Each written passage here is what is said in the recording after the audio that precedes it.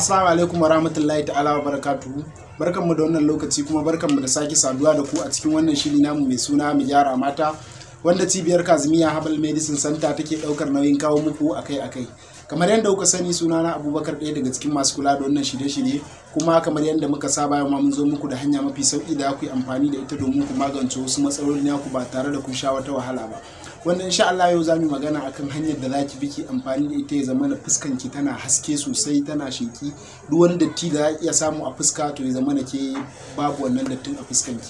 Amma kafin mu je gundarin bidiyon, muna roƙo idan wannan shine zuwan ku na farko wannan tasha din, da ku danna mana alamar subscribe gashi na ƙasa da jan rubutu, sannan kuma ku danna mana alamar ƙararrawar sanarwa domin samun sabbin shirye-shiryen mu da zarar mun samu lokaci. To mu je gundarin bidiyon kai tsaye.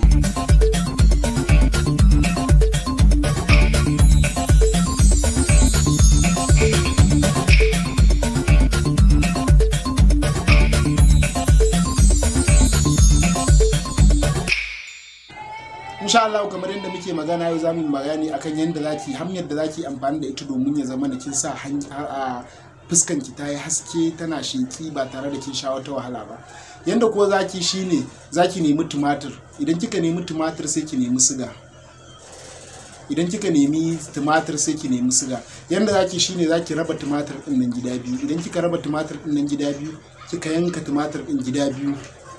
Idan kika yanka shi gida biyu, so sai ki daura rabin nan da kika dauka sai ki ɗebi siga sai ki dan zuzzuba akan wannan din tumatir din, sai ki zuzzuba akan rabin tumatir din nan da kika yanka kenan, sai ki zuba siga akai. Idan kika zuzzuba siga, so wannan zaki da dauka sai kina goga a fuskan ki, kina goga ko ina a fuskan ki, ko ina kina goga a fuskan ki, in je su har wuyan ki ma duk sai kina gogowa ki gogoga.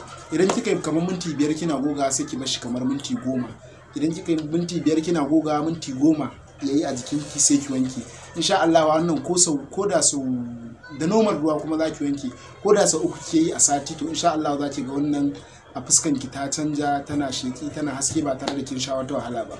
Ku ci gaba da kasancewa da wannan tasha ta mu gyara mata domin samun sabbin shirye-shiryen mu da zarar mun samu lokaci.